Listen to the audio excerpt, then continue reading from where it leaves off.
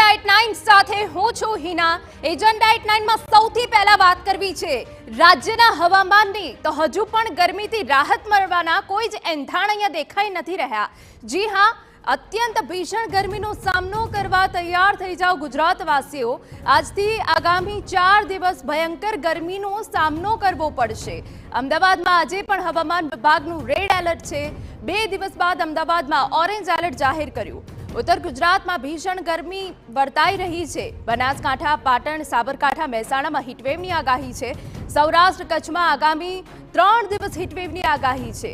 સુરેન્દ્રનગર, પોરબંદર, રાજકોટ, જૂનાગઢ, ભાવનગરમાં પણ હીટવેવની આગાહી વર્તાઈ છે। કચ્છ અને અમરેલી વાસીઓએ કાળઝાળ ગરમી સહન કરવી પડશે। અમદાવાદ અને ગાંધીનગરમાં હીટવેવનું હવામાન વિભાગનું અનુમાન છે।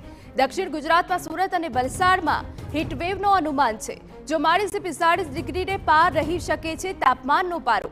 રાત્રે પણ અત્યંત બફારાનો સામનો કરવો પડી શકે।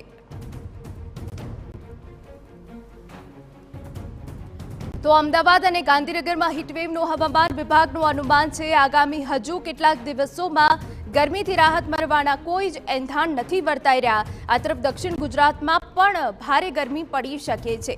અગનભટ્ટીમાં શેકાયા રાજ્યભરના શહેરો। 17 જિલ્લામાં તાપમાનનો પારો 41 ડિગ્રીને પાર પહોંચ્યો છે। અમદાવાદમાં નોંધાયું છે રેકોર્ડ બ્રેક તાપમાન। અમદાવાદમાં 45.9 ડિગ્રી તાપમાન નોંધાયું।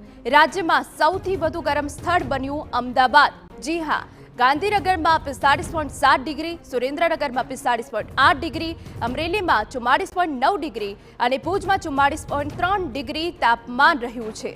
8 શહેરોમાં તાપમાનનો પારો 44 ડિગ્રીને પાર પહોંચી ગયો છે।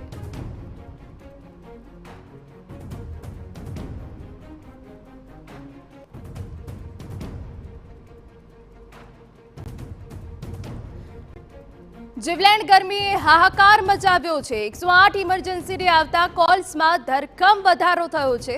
2500 થી વધુ લોકોને ગરમીના કારણે હોસ્પિટલમાં ખસેડાયા હોવાની વિગત છે। છાતીમાં દુખાવો, ચક્કર આવવા, ભારે તાવના કેસમાં વધારો થયો છે। અમદાવાદમાં 108 ઇમરજન્સીને 492 કોલ્સ આવ્યા છે। સુરતમાં 263 અને વડોદરામાં 138 કોલ્સ 108ને મળ્યા છે। અત્યંત ભારે ગરમીના કારણે 15 થી વધુ લોકોના અત્યાર સુધી મોત થઈ ગયા છે। બનાસકાંઠાના વડગામમાં હીટવેવનો ભોગ બન્યો 4 વર્ષનો બાળક। વધુ ગરમીના કારણે હૃદય બંધ થવાથી બાળકનું મોત થયું છે।